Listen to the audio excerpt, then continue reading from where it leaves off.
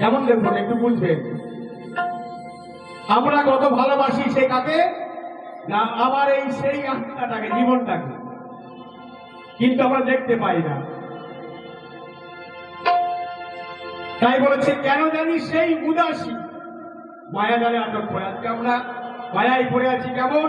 আমার ছেলে, আমার মেয়ে, আমার আত্মীয় স্বজন, এই নিয়ে আমরা পড়ে আছি মায়ায়।